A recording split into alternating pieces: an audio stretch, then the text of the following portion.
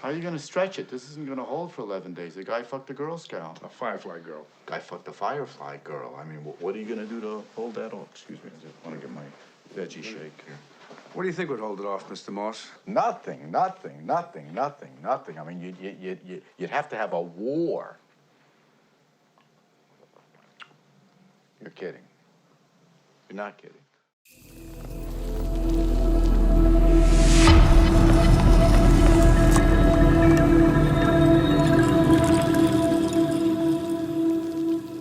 Hello, Carl Ruck. Thank you so much for being here. It's an absolute pleasure. How are you doing? Good. Good to see you. Yeah, it's good to see you as well. I think some of the work that you've done with you and your colleagues, Albert Hoffman and Gordon Wasson, have inspired me on my journey through mycology and just understanding the depth of history that is connected to the mushroom experience and connected to entheogens.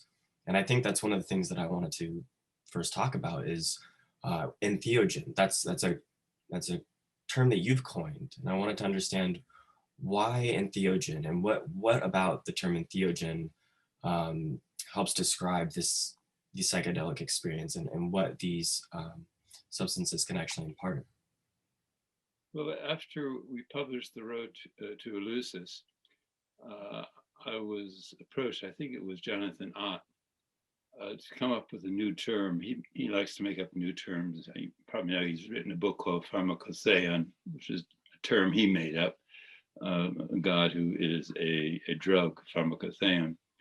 So he asked me to come up with a term which would separate what we were talking about from the bad connotations that the drug culture had achieved in the late 1970s.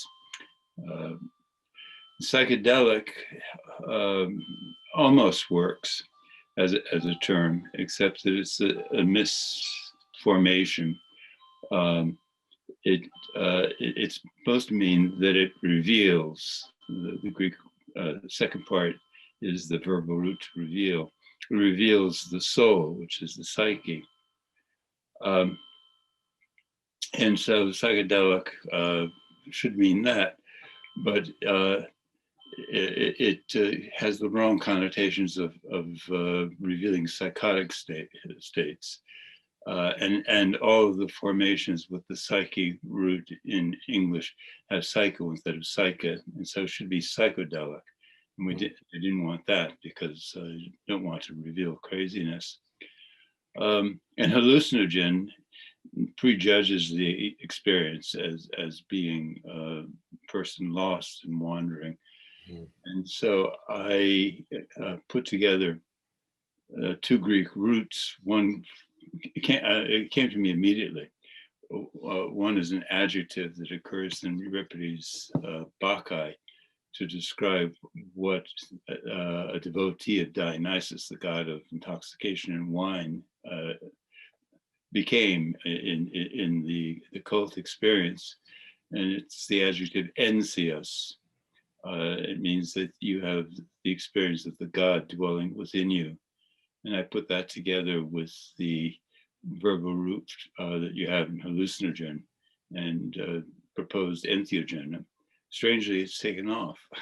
Yeah, it took off well. I mean, it's the term that resonated with me the deepest when I became in contact with a lot of this work and with mycology. But I think one of the things right now that a lot of people aren't aware of is the story of Dionysus. And I think so much of our culture looks at him as just the god of intoxication and wine and debauchery almost. But I've seen through other similar archetypes throughout history and gods like Xochipilli down in Mesoamerica, there is so much more depth to be found within that story of Dionysus or those gods who in the Bacchae who are participating in something that's much deeper than just debauchery and hedonism. Like there's a richer story to be found there, right? Dionysus should be recognized as a mushroom god, even if you don't go into the arguments that we've proposed. Fermentation is a fungal process, and so it's a controlled mushroom growth. And you could argue that the ancient Greeks were too primitive to realize that fermentation was a fungal growth, except that we do have a Greek poet that speaks of mushroom as a fermentation of the earth. And so they obviously knew that there was a connection between what happens in the vats of fermenting wine and the growth of mushrooms from the ground. And not only that, but wine, today, of course, we see wine and it's still celebrated and it's one of the longest ferments that go throughout history. And it's something that's, a mega industry. It's a huge industry, but it's also just such a rich culture with it too. But it has transformed over the centuries because it used to be a medium, right, in which you can elicit, that they would elicit different substances and they would have different wine concoctions for different effects.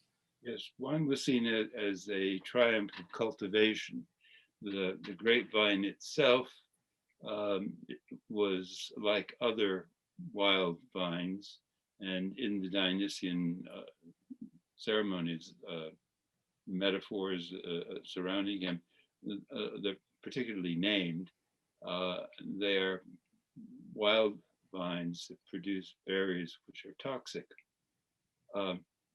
And the grapevine is like those wild vines, like wild cucumber and woodbine. Those are translations of what the plants would be in Greek. And unlike those wild vines, the fruit of the grapevine is edible, not intoxicating, not toxic. Except most people are unaware of the fact that if you let the grapevine go without tending it, it becomes useless. I mean, that's why in vineyards you see the thick stem of the vine with the tendrils pruned and supported on wires, whatever is used to support them. Because if you don't each year intervene with the natural state of it, it doesn't produce grapes. So it is a symbol of cultivation. You have to intervene with this natural state in order to make it produce the fruit. And then in addition to that, it's not intoxicating, but if you could cultivate the fermentation of the juice, then you produce an intoxicant. So that's fine, except what you've done is intervene with the natural state. And the pattern in mythology and religion is that you must always make an accommodation with the past. And we are facing the disaster of our planet because we have thought we can go forward without looking backward. We could use the resources of our globe and not give back to nature. Mm-hmm. But it's a very ancient wisdom that what you take, you have to give back. And so if you are taking this plant from its wild state to produce the symbol of sophistication and culture, and it has all of those connotations today, you have to give back to the wilderness something. And so the wine was not simply the product of fermentation. So you want to make this drink a mediation between civilization and the wild past. And so it was flavored with those old wild growths, various wild growths. And so it's symbolic. However, the evidence about Greek wine is that they always drank it diluted with 3 or 4 parts water. And so simple-mindedly, classicists for centuries have thought, well, that's because the Greeks didn't want to get drunk. And so, well, the way to not get drunk is not to drink the wine at all. Yeah. And so they mixed it with water. We also know that they added other things to give it aroma and so forth. And no one's considered the fact that those things that they were adding were wild intoxicants mediating with the sophisticated intoxicant. We know it's very hard to get evidence about this, but there are indications that 3 glasses of wine that's been diluted with 3 or 4 parts water was enough to cause complete derangement. Now, we know the size of the wine cup, not much different from our wine glass, and there's no way that you can get deranged on 3 or 4 cups of wine that's had 3 or 4 parts water added to it. So was that a combination of the wild and Yeah. the cultivars? And the most natural thing to add, in addition to the wild vine, like squirting cucumber and woodbine and other things, the most natural thing to add would be the wild mushroom. That's why they knew that it was a fermentation of the earth. And as it turns out, we have a vase painting where we see a Maenad showing a mushroom to the priest as, should we add this to the wine? And what species, and is that Amanita muscaria, or was that do you think that any of that was potentially cubensis mushroom? It could have been any mushrooms, the mushroom, but the mushroom that seems to have fascinated the imagination is the Amanita muscaria. But I'm sure that any other mushroom that would have a similar effect would also be involved. The Amanita muscaria, as you and our listeners know, is not the easiest mushroom to access the Right. mind-altering qualities. And so that adds to its sanctity. And the toxic effects too, the unpleasantry of the toxic effects too from the ibotenic acid. Any other mushroom that would function as well, but the one that figures in the mythology is the one that the fly agaric, the Amanita muscaria.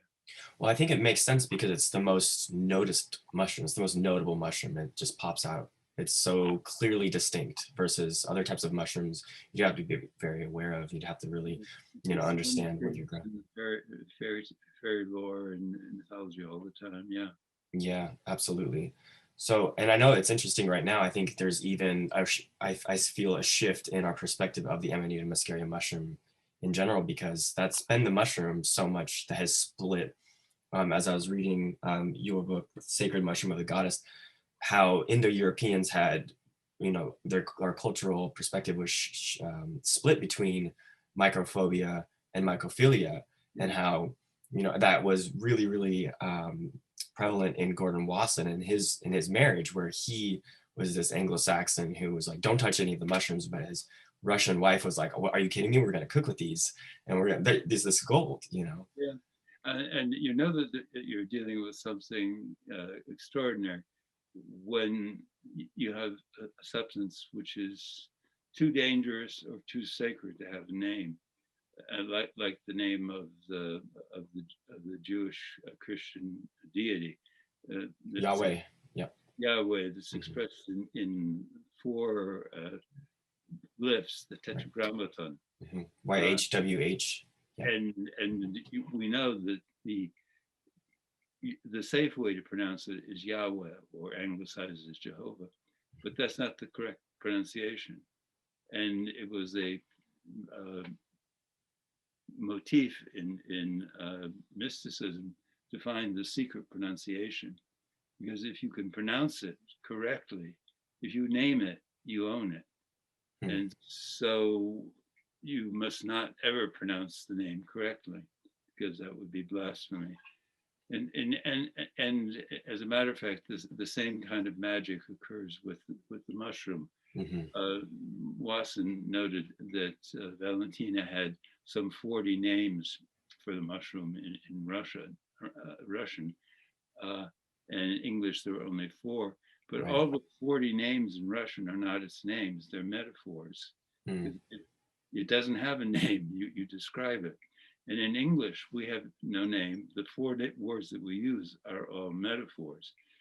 The fungus is Latin, and it is the equivalent of the Greek spongos, which is sponge. And so even if you um, if you call it fungus, you've distanced it because it's not an English word, it's a Latin word, but it's actually a metaphor, it's a sponge. And you can call it a champignon, which is an importation of the French, and so it's not an English word anyway. Right. And it's not what it is anyway, because they don't grow in the fields, they grow in the forest. And you can call it a toadstool, and that, of course, is a metaphor and involves the whole fairy lore. And that separates people further. It's just like folklore, like don't touch it, don't, you know. Yeah, so you think you have mushroom, but mushroom is an onomatopoetic zoomorphism. It goes back to ancient Greek, in fact. When mushrooms sprout from the ground, they bellow like bulls or moo like cows. So mushroom, we're totally unaware of it, but it's a mushroom. It's almost silly. But I love that. we don't have a name for it. And as I was reading your book, mycology can be stemmed back from mycos, the Greek root as well. And there was that's a metaphor in Greek. It means it's slimy.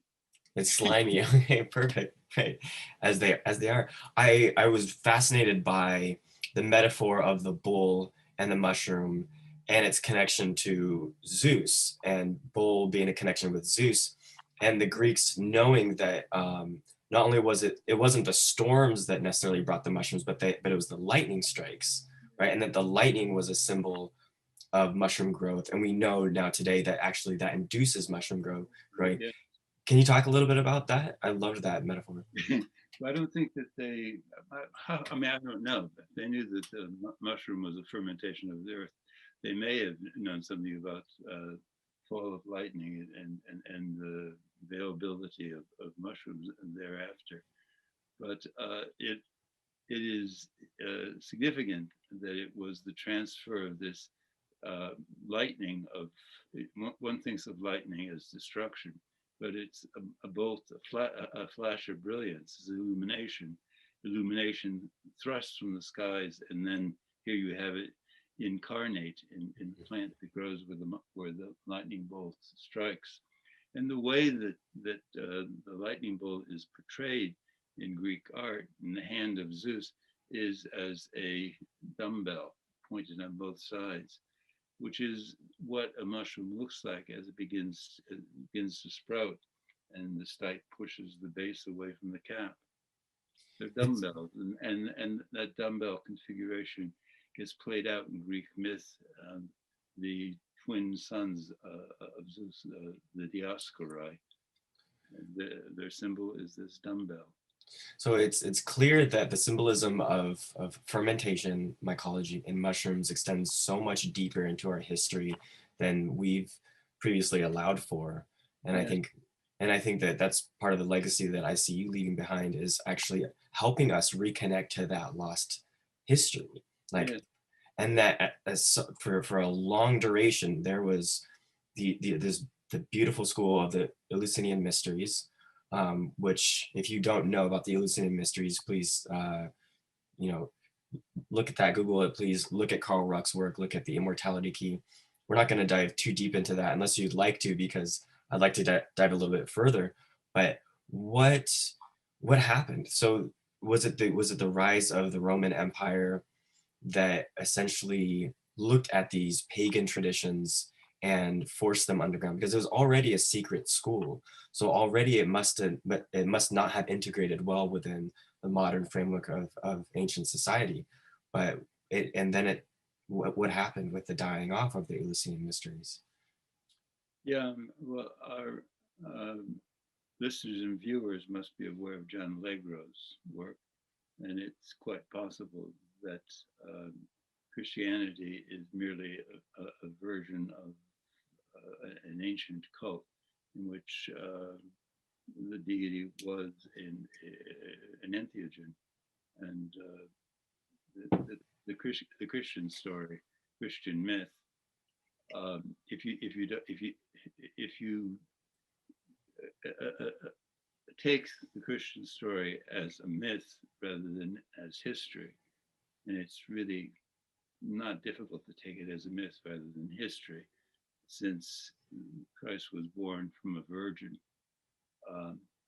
That has not happened before. And in addition to that, she remained intact even after she had gave birth, which Right. was quite difficult, unless the child was merely illumination coming from her womb, which is how it's explained. Mm.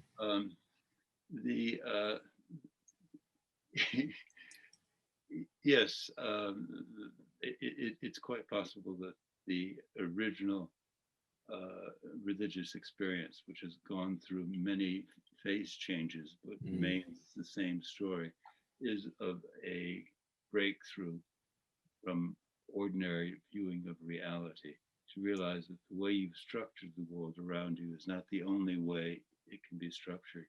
Mm-hmm. There are many other things that you might name. Nothing exists unless you give it a name. You can see this very clearly. I demonstrated in my classes by showing a couple of very good optical illusions. And when I say one thing, that's what the people see. If I say something else, they say, oh yeah, that's what I see. But you're unaware of the fact that's how you're constructing your whole universe. You're naming things around you, and you don't.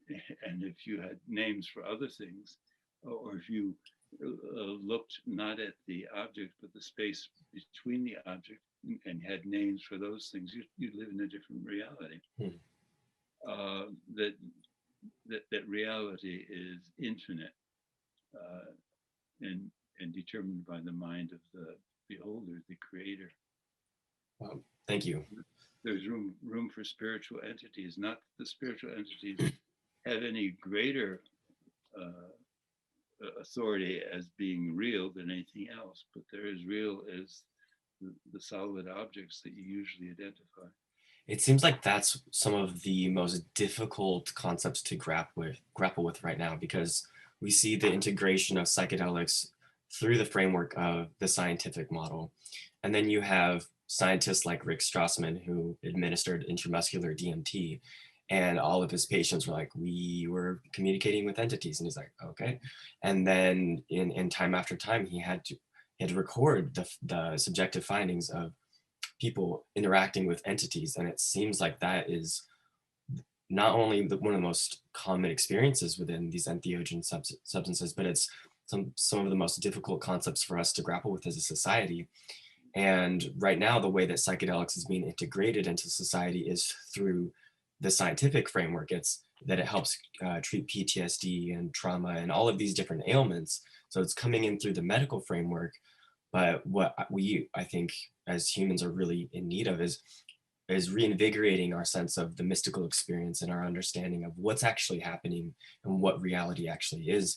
And that's why I think a lot of the work that you and Albert Hoffman have done, and then Brian Maresco with the Immortality Key, is that it's been a continuum of trying to integrate this wisdom. Yes, I was at a conference with Richard Schulte is the Harvard Botanical Museum, and Albert Hoffman, and someone in the audience wanted to know what they had thought about having altered consciousness. And Dick Schultes, who's a scientist and wanted very much to remain empirical and that sort of thing, although he was lying. Are you talking about Richard Schultes? Yes. Yes. Okay. You've taken so many different mind-altering substances. What has it meant to you? Right. And he said, means nothing. The next morning you wake up and you go to work, but he was lying. And Albert Hoffman said, well, it made me realize that the contours of reality are a bit variable. No doubt. No doubt. Of course they are. My question to you is actually I have a few from some of the members of my community, but I wanted to understand from your perspective how you see indigenous shamanism and these ancient practices and how they correlate to our modern contemporary practices in society. Um, right now, I live in Oregon, and this is a state that, along with others in the West Coast, who are pushing forward to integrate psychedelics into modern frameworks and modern therapy. So have you been catching wind of that, and how do you see that integrating, and how do you see that playing out? Are you hopeful, or are you seeing it? I'm just curious about your perspective on that. It's a very promising development, but it's also a very dangerous development, because anyone who is initiating someone is also inevitably initiating the the person with an interpretation of what the experience is to be. That is to say, coming verging very close on creating another religion. Sure. We have too many religions already. Sure. Right. And so I think that the experience is very sacred. Mm-hmm. But and you certainly need guidance in encountering such a profound experience. But it's so dangerous because the teacher who's teaching you is probably going to be imparting also a meaning to what you're experiencing, and so you're not free. Mm-hmm. You should be able to you should do it without being programmed to prejudge what it is that you're experiencing. Right. But it's almost virtually impossible with our cultural frameworks, even though this and it's so dangerous to do it without having some framework too. Right. So you have to have some level of foundation and groundedness, but at the same time, an openness to the experience and the novelty without, I find myself so often in these experiences, like my rational mind grasping at the experience, and the more I can let that go and let go of the naming of the experience and the titling it, the better it seems to have a positive impact. Exactly, yeah.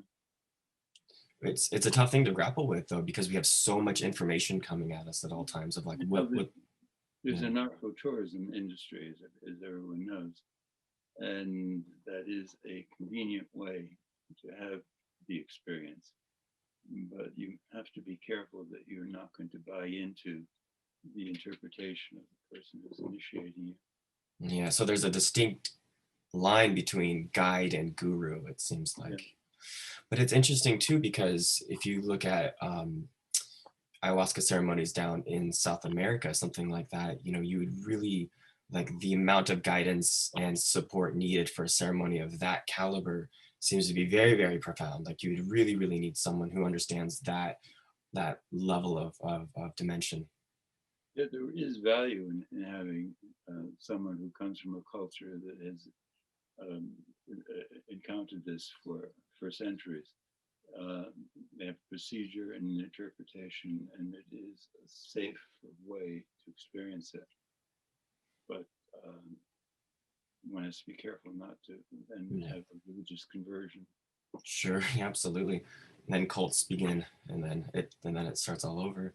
So, do you think that a lot of what we saw in the 60s with the psychedelic revolution and it really burgeoning into society, what lessons do you think we can learn from that we can integrate and incorporate today? Yes, Albert Hoffman was very interested in what he had heard reports of people who had experience with LSD, and it had profoundly influenced them. And he was particularly interested in the people who had come up with some of the things that we've taken for granted now. The world isn't the same as it was in the 1970s. The mere fact that we're talking by a computer like this, that didn't exist And the people who have been at the forefront of the technology revolution, these are people who had this experience and realized that reality is variable. Right. Right. Yeah, and it's going in incredible directions. I mean, it's even throughout my life within, to go from no cell phones to cell phones, like the rapid transition of technology in and of itself is truly psychedelic, where we can have these kind of conversations, but also interact with people instantaneously, spread information. I run my business through my phone often. It's wild. Today, having conversations with people all over the world on my cell phone.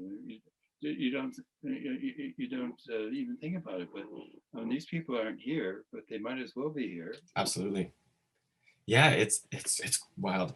I even found myself like feeling old when I'm like, new apps come out and I have no idea how to run them. Yeah.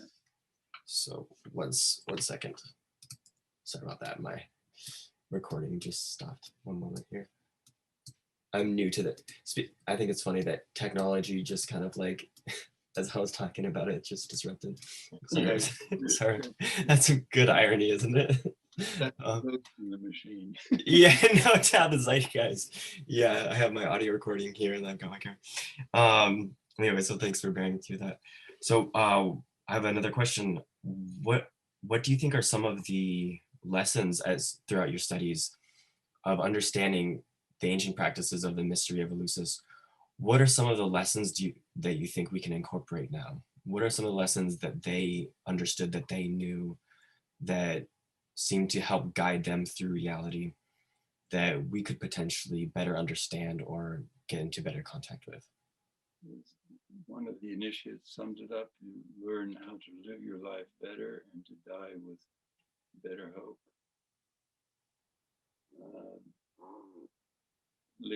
Leonardo da Vinci probably had mystical experience of this kind.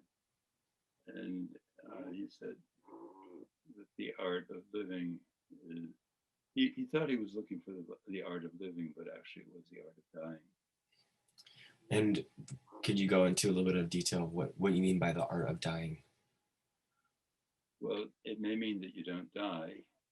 It's hard to know when you say you don't die, because it assumes that I know that I exist. I am, but I'm not quite sure that I can prove that I exist. So there's very, very little doubt in my mind that the dying isn't the same thing as that people thought it was.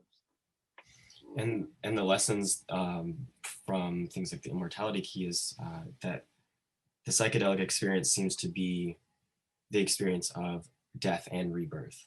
And that seems to transcend throughout ancient teachings, whether it was through the Bible or through ancient Greek teachings, especially even in the Egyptians, that there seems to be a mirror of the cyclical nature of life and death. And when we can practice the death and the rebirth cycle, we can be reborn anew. I think that's something that seems to be pretty prevalent right now in the teachings of the Eleusinian mysteries. It's a common experience, maybe not for everyone, but it's one that I've had. You meet someone and I don't remember where it was that we met. There's no scenario, time, and so forth. But we've known each other, haven't we? I mean, because I know what your mind has in it, and you haven't expressed it yet. I mean, I love that. For thousands of years, it was a school that was secretive. Like, in what way? Why was it so secret? Why wasn't it something that was more commonly practiced? Was it because it was looked at as illegal, or is it and looked down upon, or was like, why has it maintained this status of being a secret school of mystery? And even today, psychedelic culture has remained underground and it seems to be working to emerge. But what do you think are the characteristics of it staying in the underground?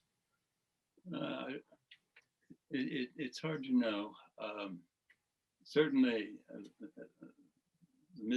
what was experienced in the mystery was something that could not be divulged, and if you did break the vow of secrecy, it was a capital offense. And so it has to be kept a secret. But in another sense, it's a secret because you can describe what happened, but that's not the secret. The secret is that what the experience is beyond words. It's inexpressible. In order to if you put it into words, you're confining it and destroying it. And so the full force of its meaning has to be ineffable, inexpressible, total. And that's the conundrum that's so funny, is that I think that's why the only way that people are putting up an argument for its validity, which is funny, is that it's like, well, it has all of these therapeutic properties for the psyche, you know, and so you have to put up an argument. Yeah, that's typical of our day. Make it into a drug, right? And to find what it's good for, and perhaps even be able to market it, right? Make a profit on it. But the true nature of it is that I mean, it is beneficial to know what it was to exist before it's too late. To squander your time in existence without experiencing what it is to exist. And I think that's something that's reported so much, is that when you come into contact with this experience, it feels so familiar and it feels so old. Yeah. And to me, it seems like it's apparent that this has been going on since. I like what Merlin Sheldrake wrote in Entangled Life, that humans have been taking mushrooms since before we were humans. Like, it's just completely interwoven within our evolutionary history, and maybe that's why it feels so home. Yeah. It may have been what started us being something other than another animal. Right, absolutely. And we are so intricate. I think that's what I see as the renaissance of our day, is that we have to look back at our relationship with nature, because we've lost touch.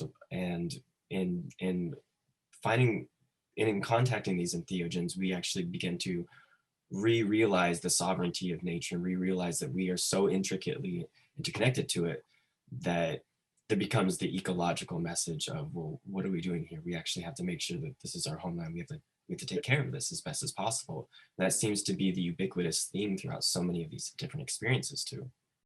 I'm so fascinated by, of course, by ergot and the claviceps fungi, and it being something that was used as within the kukion. Is that how am I pronouncing that correctly? The kukion? Yeah.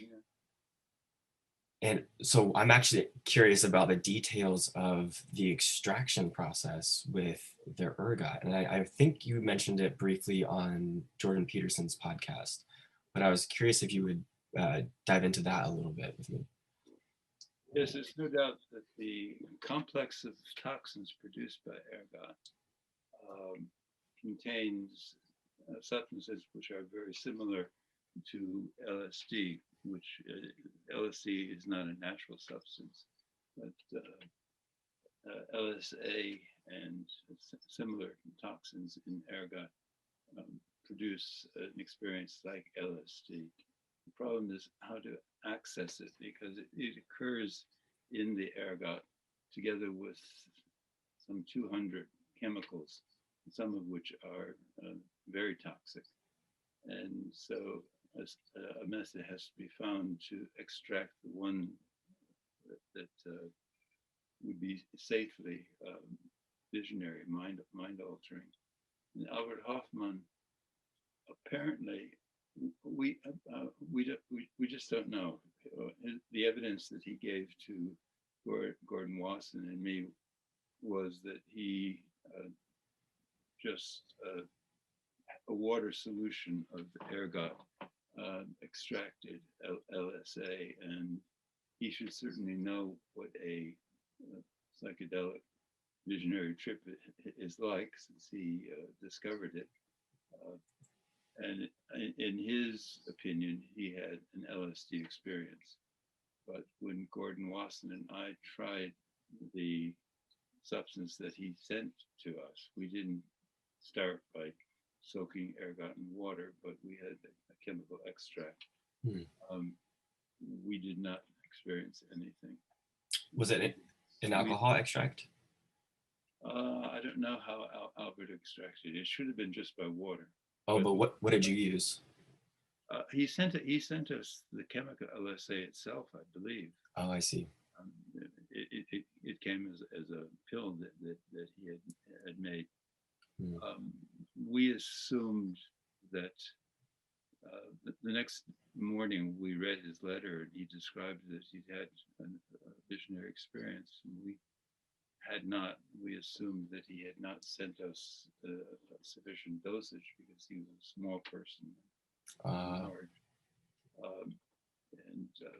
So and you went ahead with the argument.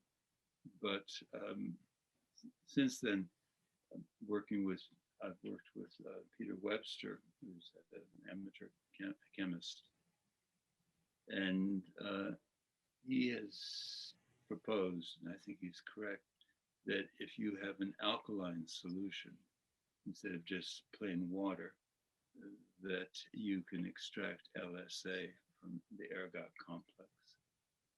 And it would be very easy to get an alkaline solution by adding bone ash to the water. okay? Symbolic significance, because bone ash would come from the remains of the burnt remains of animals offered in sacrifice. I see. Burnt bones, and so that may be what was involved. There's some indication in the Eleusinian myth that would justify the use of bone ash. Right, understood.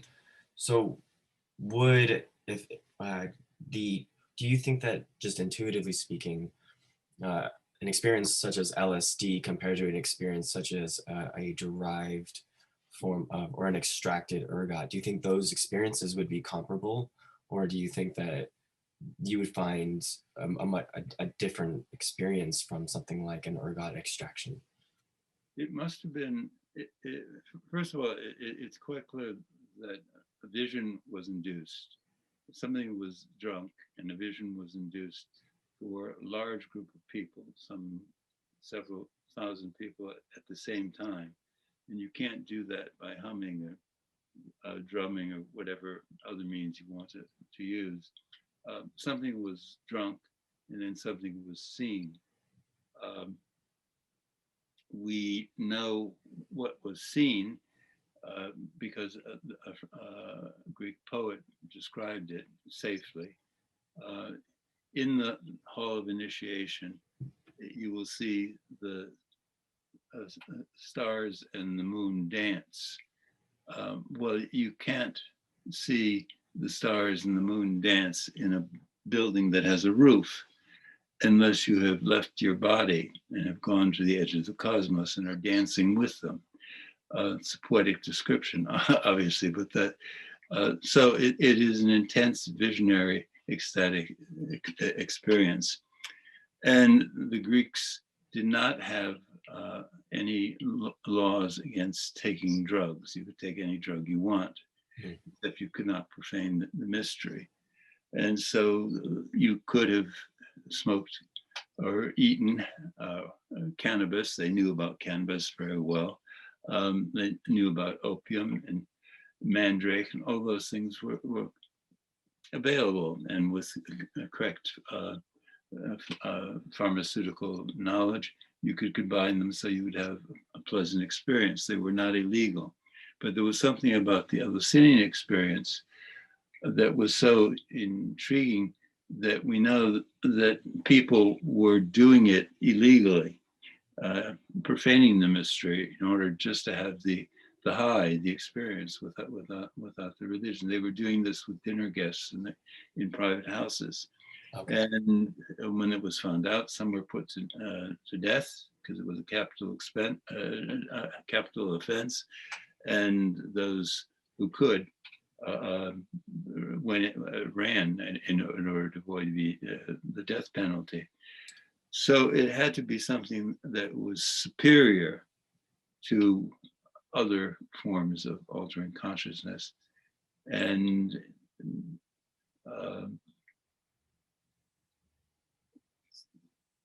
so what would that be? Something very significant. Something very significant Yeah. indeed. Wow.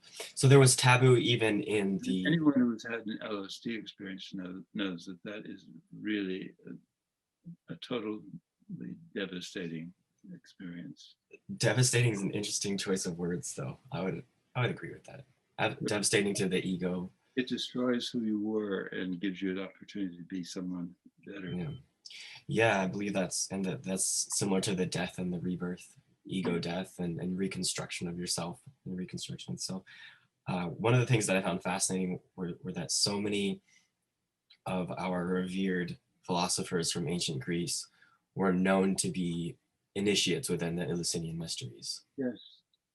That's amazing to me. It's to me it's similar to understanding that the father of modern physics was actually an alchemist. Yeah. And I'm starting to see a lot of these different parallels with these ancient schools of knowledge and understanding, and how we will separate the magic and the myth from just the science and the physics, because that's seems like that's the framework that we exist in our society, but that's not how it has existed for millennia. And that potentially that separation has been a degradation in the integration of our holistic knowledge. Yeah, it requires training to get the full benefit of the experience. I wrote recently a paper on the cave of Euripides.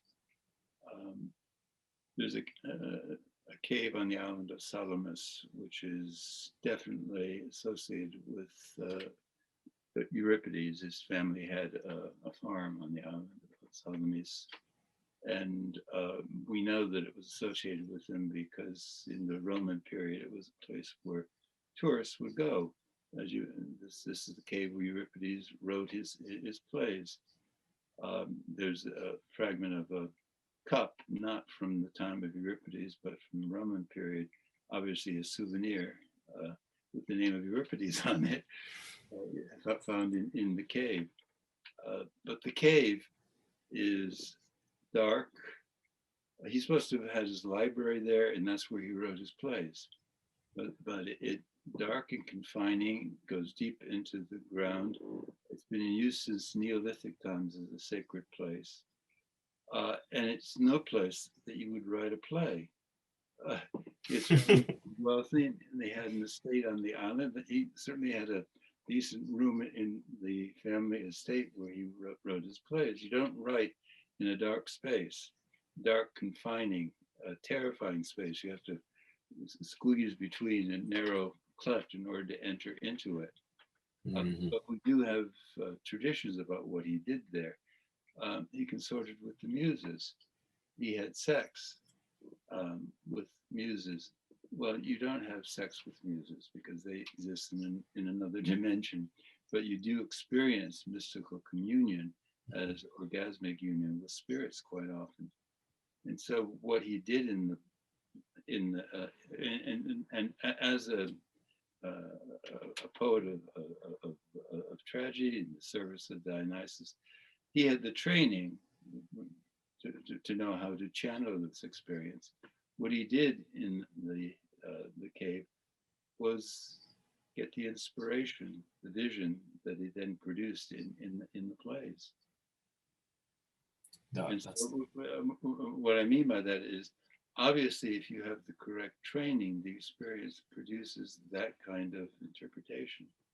But if you were not trained that way and went into the cave, maybe all you'd have is a nightmare. Yeah, no doubt. But if you have the foundation, then you can consort with the muses and experience. Isn't that the So we know this that some of the great discoveries of fundamental mathematics and geometry were experienced by people like Pythagoras, not because he sat at a desk and worked with a ruler and a compass, but because he saw them. it was visionary, it's imaginative. Yes. And where do you see them? He went to the edge of the cosmos and looked down and saw it. Yeah, I think Einstein was the same. Yes. I think and this goes in line with the concept of genius, which goes back to the ancient Greeks as well. The genius, right, of actually being, you could break this down much better than I can, of course, but like being gifted insight and connecting to something so that you're actually receiving insight. Even Albert Hoffman, when he, as a chemist, produced LSD, and they tested it on the laboratory rats, and decided that it was useless and had no use that wasn't supplied by things they already had. So he left it on his on a shelf in his laboratory. And 5 years after he had synthesized it, he walked by the shelf and he felt that the little vial of chemical was calling out to him, was speaking to him and said, "Take me." So he did, and had the famous bicycle ride. Took the smallest amount possible since he thought it might be toxic, but it would be too small amount to be too dangerous. And he had an intense visionary experience as he tried to ride his bicycle home. I can't imagine. That means that the substance communicated with him. Absolutely. He's a scientist. Rational people don't talk to substances. Plants don't talk to them. But if you ask shamans how they know what plants to put together, their answer is always, the plants told me. Yeah, the shamans of South America. Plants. How do you know you can't talk to animals? Right, right. Well, it's always perplexing to me too, because I think that's one of the aha dumb moments of something like mushrooms is you see the intelligence of nature. And it's one thing to cognitively understand the intelligence of nature, and there's another thing to behold it and to connect with it and to actually understand how deep that intelligence goes. Yes, it makes you aware of the fact that, I mean, the disaster we're facing with the misuse of our planet is because we have been unaware of the fact that we are part of the planet. We're not separate from it. Right, right. And I think that that's what this integration renaissance is we actually we're trying to come back together in union, yes. Hopefully. Are you hopeful about this, looking at the future? Or are you pessimistic, or are you somewhere in between? We just went through a huge blizzard on the East Coast here in Boston, and climate change is real. I don't know whether we have much time left. I'll be optimistic up until the end, because yeah. I feel like that's one of the things that we need so much right now is hope, and I think that's one of the things that entheogens can help impart is helping us envision a future in which there's hope, in which there's greater connection, in which there's greater harmony, and there's a facilitation between humans and nature that extends deeper than where we're at right now. Exactly.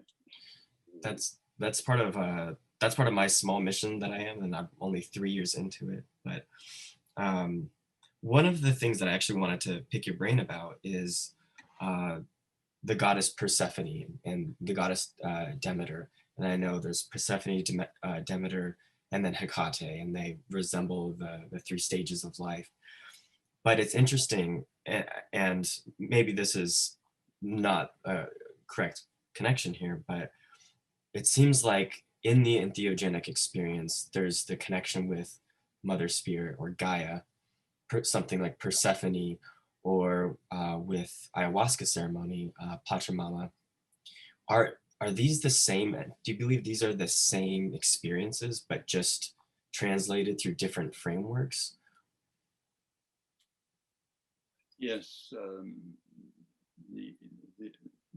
there is a archetypal patterning to our fantasy. Jung was fascinated with that. Jung did have apparently experience with altered consciousness in the period that he, if not before, when he spent a year in Taos, New Mexico, where a wealthy socialite had married an indigenous shaman, and she entertained many famous guests, and Jung was amongst them, and they were initiated into this kind of experience. The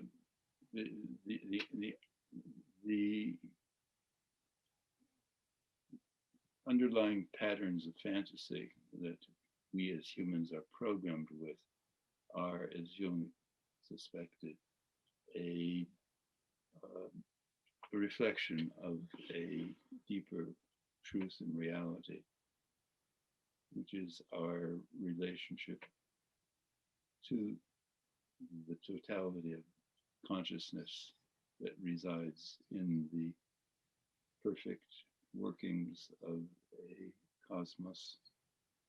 And it's a frightening sort of thing, however, because when you look at it from this large vantage point, you realize the cosmos is a matter of comings into being and fallings out of being. There are disasters occurring. And it's quite possible that our existence is not tied to this planet. Yeah, I think that that's actually a common thought with a lot of people within the mycology world, because we know that spores are incredibly resilient, lichen especially are incredibly resilient, and have been shown to exist in zero gravity and without oxygen for some time, and lichen are a fusion of fungi and algae, and that just like we plant seeds in a garden, potentially Earth was seeded. That's the theory of panspermia. I don't make any claim one way or the other, but I think it's a fascinating topic. Yeah. It's vast, and I think it's all true. Okay. But I think that I don't want to assuage our fears about the death of our planet by saying it doesn't matter, because it does matter. It does matter. Yeah, well, I mean, and I think that while I'm fascinated by space exploration as well, and adventuring out beyond Earth, I think it's reckless to just simply say, okay, well, we need to set Earth aside and we need to start looking at other solutions. Right, because Earth is done. It's like I don't subscribe to that, and I would hate to look at that. I think part of my hope is that I look at just how recent human civilization has exploded. The industrial era wasn't long ago. The age of industrialization wasn't long ago in the timeline of humanity.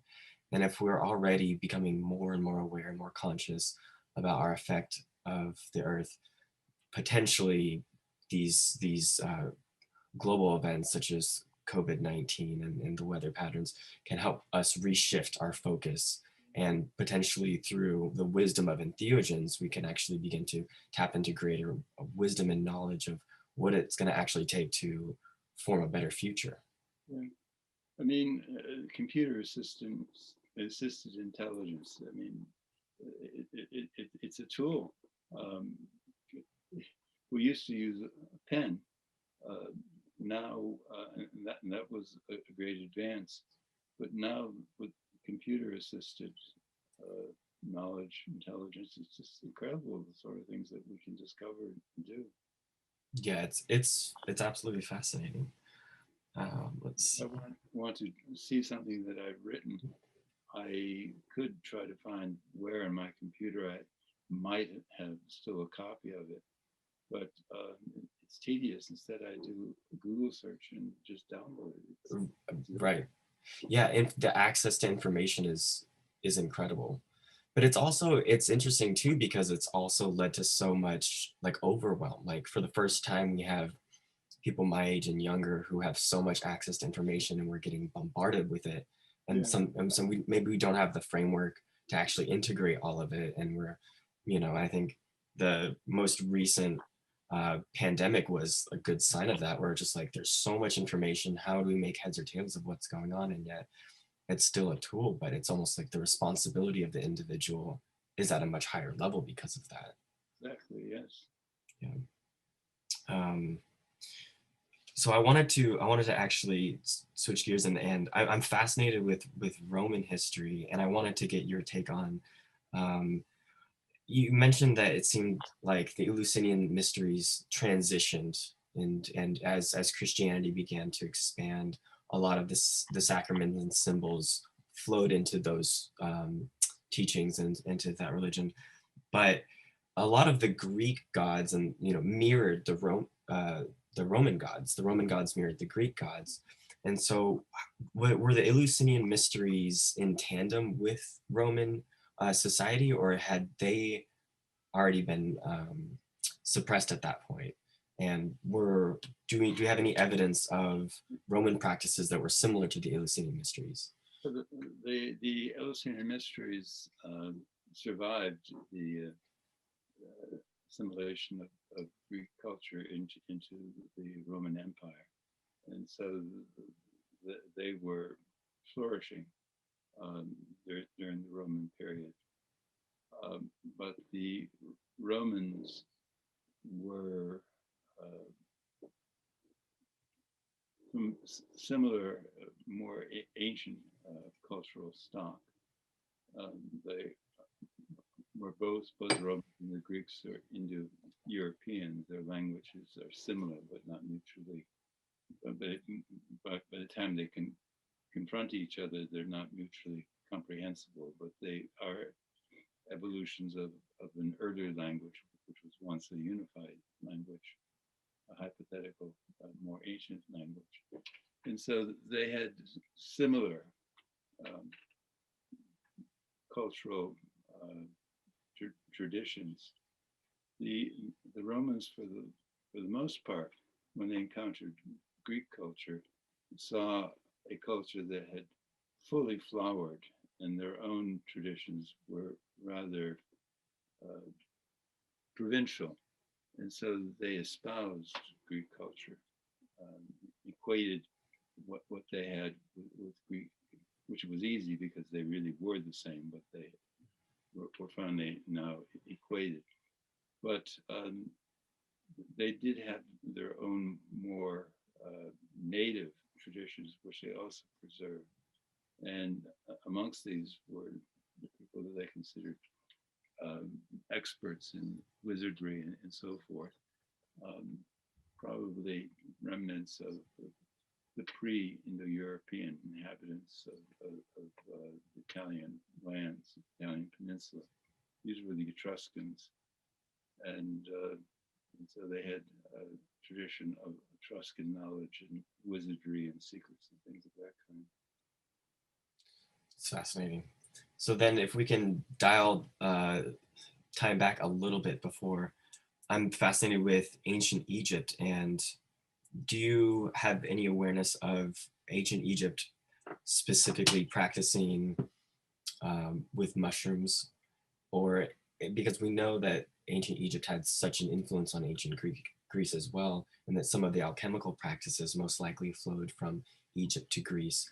But do we have much awareness of ancient Egyptian mushroom practices? Yes, we do. Mark Hoffman and Jose Alfredo Gonzalez Celdran, a Spanish scholar that I've worked with for a couple of decades. We have a book that has just been finished called the title is The Beer of Dreams. And it's about a special festival beer,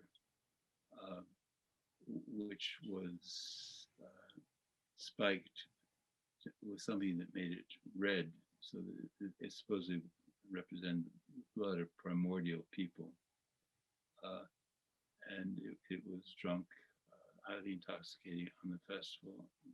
Something was added to it to make it red. and we have attempted to prove that what was added to it was Amanita muscaria. Uh-huh. Okay. Interesting. And what about, I know it seems like a lot of, like that there's a few temples in which there are mushroom-shaped pillars. Yeah. Are you convinced? It's quite possible. It's hard to tell. Pillar is a pillar. Right. Right. The tradition that it gives it a context that it is what it is.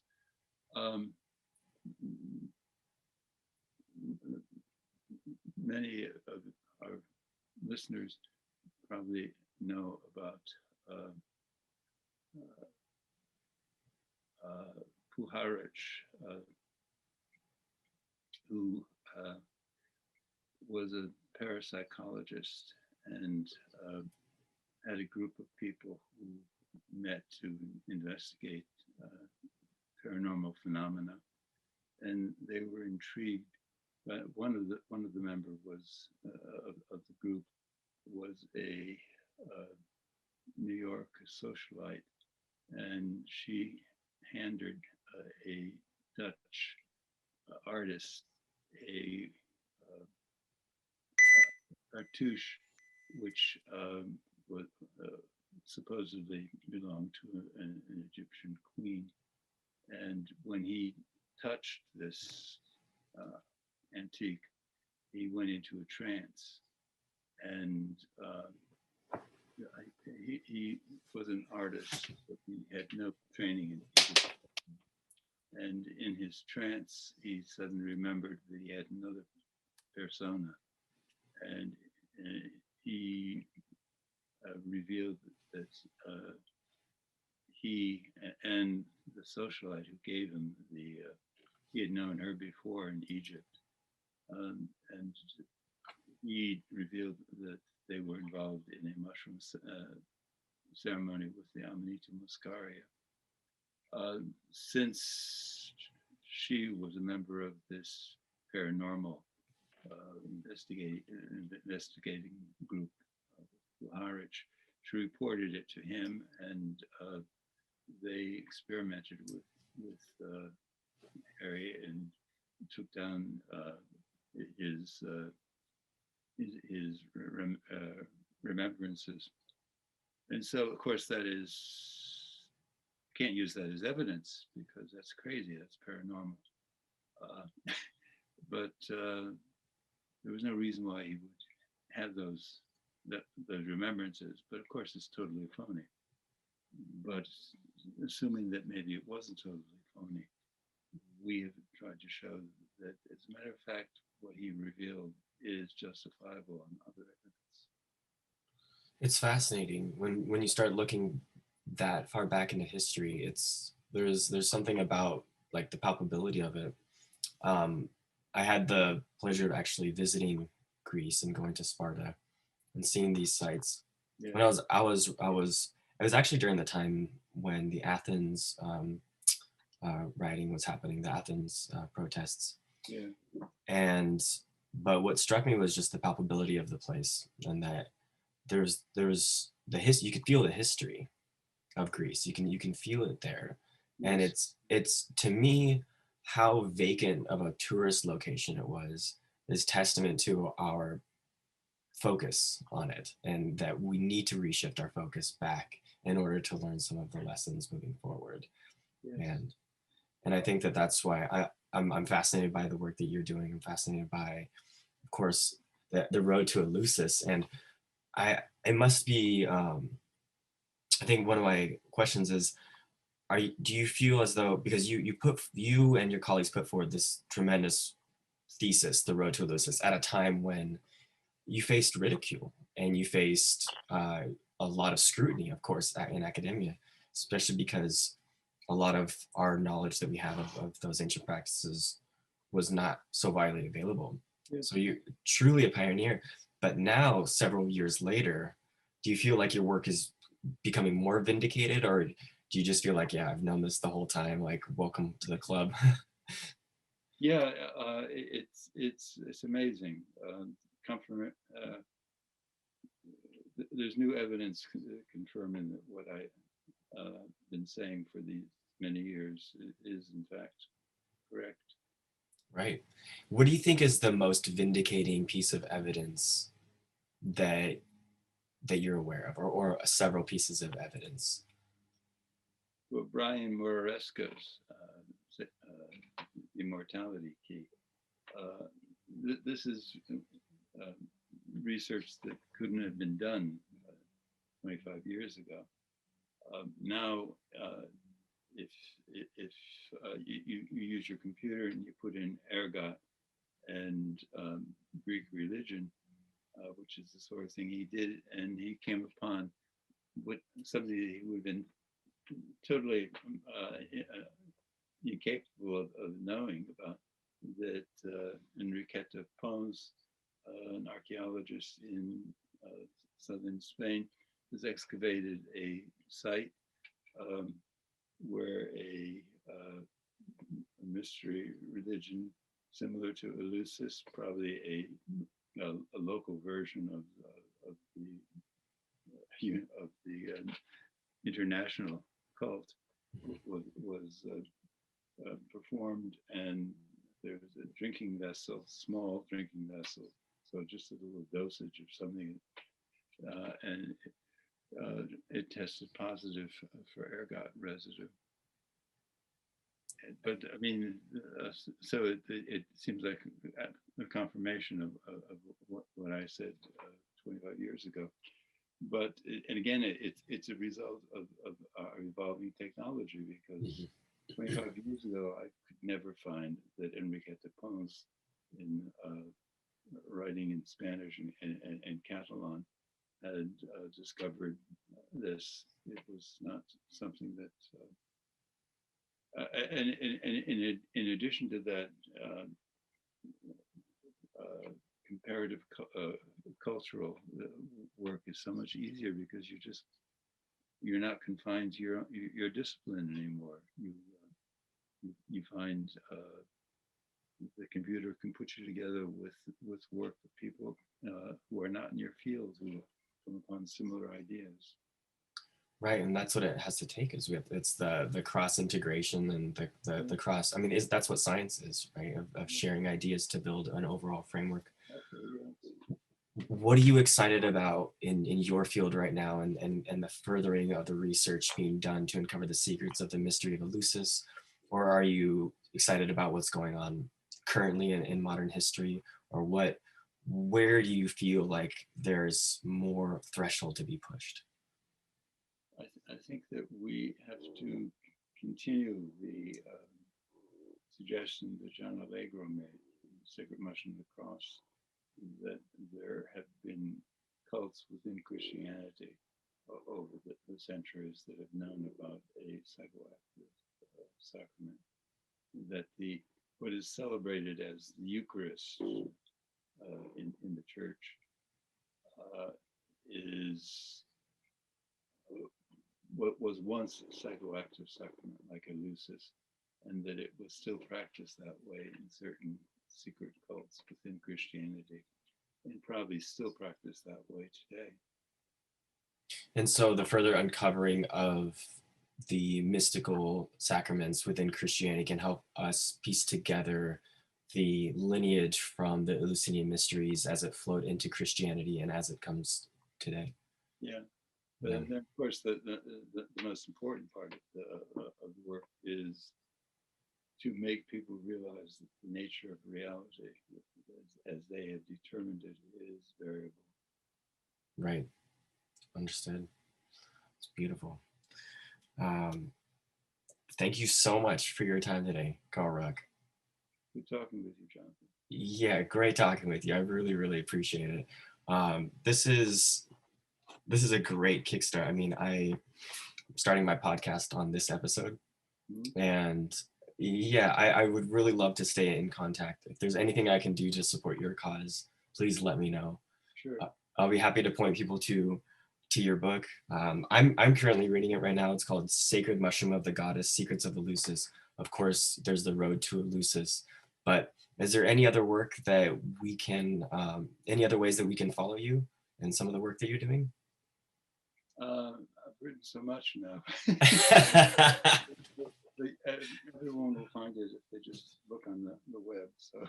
Okay, so stock your bookshelves with work by Carl Ruck, because there's illuminating wisdom to be found here. And I think that it's one thing to come into contact with entheogens, and then it's another thing to uncover some of the history and the ancient traditions that have been given to us by people like you, and some of the knowledge there. Thank you, Jonathan. No, thank you, Carl Ruck. You enjoy your day. It was an absolute pleasure, and take care. Let's stay connected.